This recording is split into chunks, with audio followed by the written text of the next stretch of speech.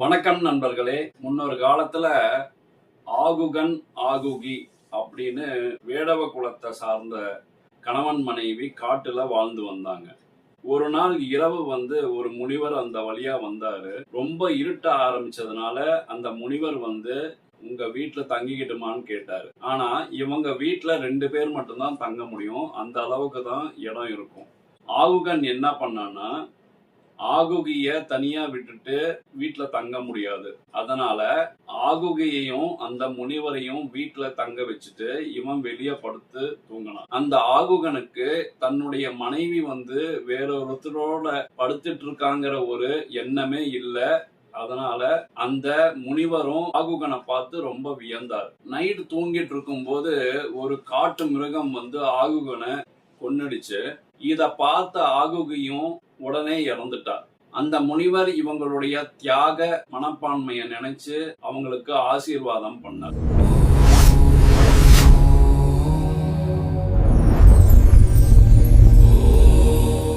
வணக்கம் நண்பர்களே, நான் காஷ்யப பி ராம்குமார், உங்கள் வாழ்வியலுக்கான வழிகாட்டி ஜோதிடர். இது நம்ம டிவைன் வேதா சேனல்.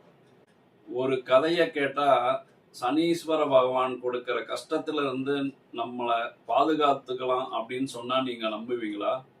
அந்த கதையை பத்தி தான் இந்த வீடியோல பார்க்க போறோம்.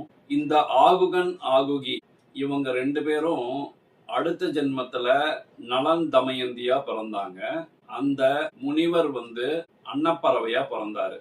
நலன் பார்க்கறதுக்கு ரொம்ப லட்சணமா அழகா இருப்பான். ஒரு நாள் ஒரு அன்னப்பறவைய சந்திச்சான்.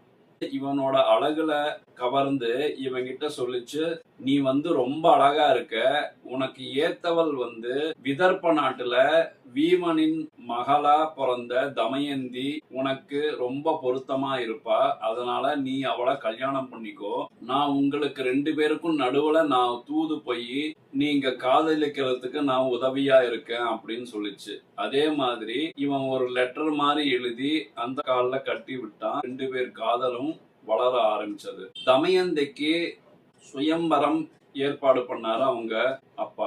தமயந்தியோட அழகை பார்த்து சனீஸ்வர பகவான் உள்ளிட்ட எல்லா தேவர்களும் கலந்துக்கணும்னு ஆசைப்பட்டாங்க.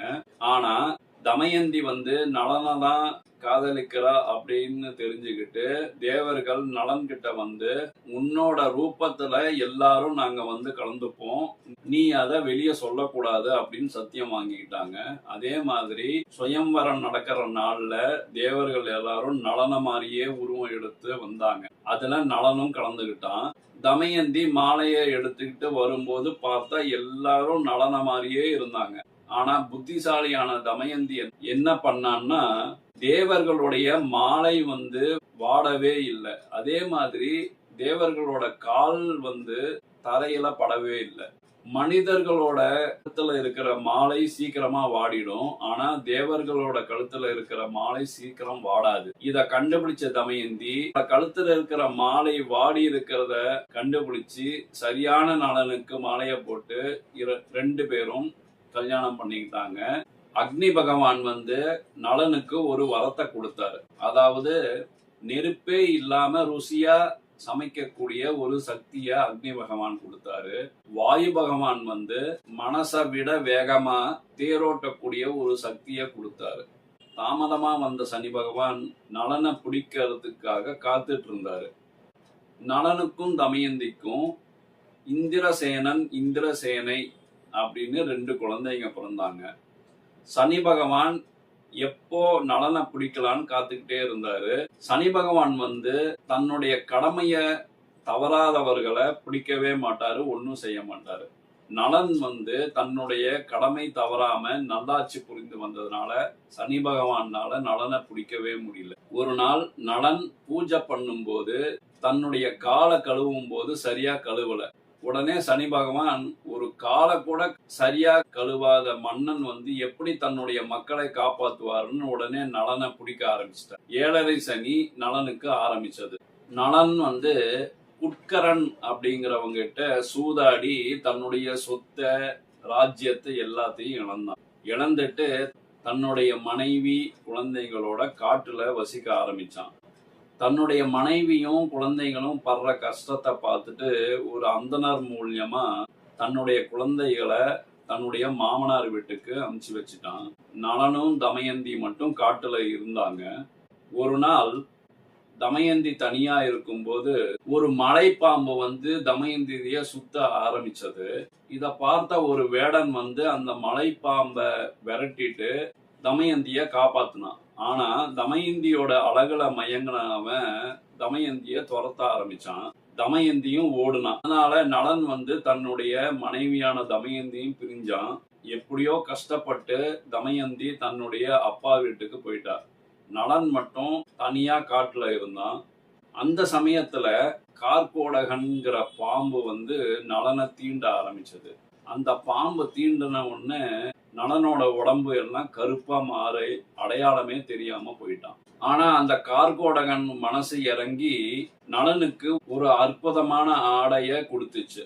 தன்னோட அழகை இழந்த நலன் வந்து ரிது மன்னனுடைய தேரோட்டியா வேலைக்கு சேர்ந்தான். கொஞ்ச நாள் அங்க வேலை செஞ்சுக்கிட்டே இருந்தான். ரொம்ப நாளா நலனை வந்து தேடிட்டு இருந்த தமயந்தி வந்து தனக்கு மறுமணத்திற்கு சுயம்வரம் நடக்கவிருக்கிறதா அறிவிப்பு விடுத்தார். ஆனா அந்த சுயம்வரம் நடக்கிற நாள தாமதமா எல்லோருக்கும் கிடைக்கிற மாதிரி ஒரு அறிவிப்பை கொடுத்தார். இத பார்த்த ரிதுமன்னன் தமயந்திய திருமணம் பண்ணிக்கிறதுக்காக புறப்பட்டாரு.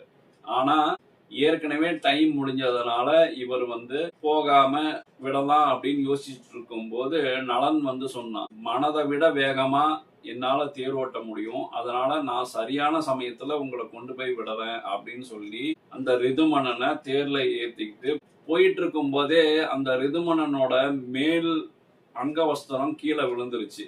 அந்த அங்கவஸ்திரத்தை எடுக்கலாம்னு சொல்லி நலன் கிட்ட தேரை நிறுத்த சொன்னாரு. ஆனா நலன் சொன்னா, அந்த அங்கவஸ்திரம் விழுந்த இடத்துல இருந்து நம்ம ரொம்ப காத தூரம் வந்துட்டோம், அதனால திரும்பி போனா நேரமாகிடும் அப்படின்னு சொன்னான். இந்த வேகத்தை பார்த்து வேந்த அந்த ரிதுமன்னன் வந்து, நீ எனக்கு இந்த வேகமா தேரோட்டுற வித்தைய சொல்லி கொடுத்தா நான் உனக்கு அற்புதமான ஒரு கலைய கத்து கொடுக்கறேன் அப்படின்னு சொல்லி சொன்னாரு. அதே மாதிரி தேரோட்டுற வித்தைய நலன் சொல்லி கொடுத்தான். அவரும் ஒரு மரத்தை பார்த்தா அதுல இருக்கிற இலைகள் எவ்வளவுன்னு உடனே க்ஷண நேரத்துல தெரிஞ்சுக்கிற ஒரு வித்தைய கத்து கொடுத்தார். இவங்களும் அந்த சுயம்வர நடக்கிற இடத்துக்கு போயிட்டாங்க. தமயந்தி நலனை பார்த்தா, ஆனா அழகு இழந்த நலனை பார்த்த தமயந்திக்கு அடையாளம் தெரியல, கண்டுபிடிக்க முடியல. நலனும் ரிதுமன்னனும் இரவு தங்கினாங்க. தமயந்தி ஒரு ஐடியா பண்ணி தன்னுடைய குழந்தைகளை நலன் இருக்கிற இடத்துக்கு அமைச்சு அவர் சமைக்கும் போது நெருப்பு எரியுதான்னு பார்க்க சொன்னார். குழந்தைகளும் வந்து நலன் சமைக்கும் போது பார்த்தாங்க, ஆனா நெருப்பு எரியல. உடனே தமயந்தி கண்டுபிடிச்சிட்டா, வந்தது நலன் தான் அப்படின்னு சொல்லி 2 பேரும் சந்தித்தாங்க. சந்திச்ச உடனே நலன் என்ன பண்ணான்னா, ஏற்கனவே கார்கோடகன் கொடுத்த அந்த போர்வைய தன் மேல போத்திக்கிட்டான். அப்படி போத்திக்கிட்ட உடனே தன்னுடைய கருமையான நிறம்லாம் மாறி அழகா மறுபடியும் மாற ஆரம்பிச்சான். இப்போ என்ன பண்ணானா, அந்த ரிதுமன்னன் சொல்லி கொடுத்த அந்த வித்தைய பயன்படுத்தி ஏற்கனவே சூதாடி இழந்த எல்லா பொருட்களையும் மீட்டான். 7.5 சனி முடியற காலம் வந்தது. நலனும் தமயந்தையும் திருநள்ளாறு போய் சனீஸ்வர பகவான நமஸ்காரம் பண்ணாங்க. சனீஸ்வர பகவானும் நலனுக்கு முன்னாடி பிரத்யட்சமா வந்து, உன்னுடைய 7 சனி காலத்துல நான் உன்னை ரொம்ப அதிகமா கஷ்டத்தை கொடுத்துட்டேன், அதனால உனக்கு என்ன வரம் வேணுமோ கேளு, நான் தரேன் அப்படின்னு சொல்லி சொன்னாரு. உடனே நலன் சொன்னா, 7 சனி காலத்துல என்னுடைய மனைவி என்னுடைய குழந்தைகளும் நானும் ரொம்ப கஷ்டப்பட்டு போயிட்டோம், அதனால எங்களுடைய கதைய யாரு கேட்கிறாங்களோ அவங்களுக்கு நீங்க கஷ்டத்தை கொடுக்க கூடாது, இந்த வரத்தை மட்டும் எனக்கு கொடுங்க அப்படின்னு சொல்லி கேட்டார். உடனே சனீஸ்வர பகவானும் நலனையும் தமயந்தியும் ஆசீர்வாதம் பண்ணி, இனிமே உன்னுடைய கதையை யார் கேட்கிறாங்களோ அவங்களுக்கு நான் கஷ்டத்தை கொடுக்க மாட்டேன் அப்படின்னு சொல்லி வரத்தை கொடுத்தாரு. நண்பர்களே, 7.5 சனி, அஷ்டம சனி இல்ல ஜாதகத்துல யாருக்காவது சனி பகவானால ஒரு தொந்தரவோ ஒரு கஷ்டமோ இருந்தாலோ அவங்க நலன் தமயந்தி கதைய கேட்டு சனீஸ்வர பகவானுடைய கெடுபலன்ல இருந்து உங்களை காப்பாத்திக்கோங்க. நன்றி நண்பர்களே. இது போல பல தகவல்களுக்கு நம்ம டிவைன் வேதா சேனலை சப்ஸ்கிரைப் பண்ணிக்கோங்க. பக்கத்திலேயே பெல் ஐக்கான் இருக்கும், அதையும் பிரஸ் பண்ணிக்கோங்க. இந்த வீடியோவை பல பேருக்கு ஷேர் பண்ணுங்க. கமெண்ட் பண்ணி லைக் பண்ணாதான் இந்த வீடியோ பல பேருக்கு போய் சேரும். அதனால உங்களுடைய கமெண்ட்ஸை கமெண்ட் பாக்ஸ்ல கொடுங்க. நல்லதை பகிர்வோம், நல்லதே நடக்கும். வாழ்க வையகம், வாழ்க வளமுடன். நன்றி, வணக்கம். வணக்கம் நண்பர்களே. ஆன்மீகம் மற்றும் ஜோதிடம் தொடர்பான அரிய தகவல்களுக்கு எங்கள் டிவைன் வேதா யூடியூப் சேனலை சப்ஸ்கிரைப் செய்யுங்கள்.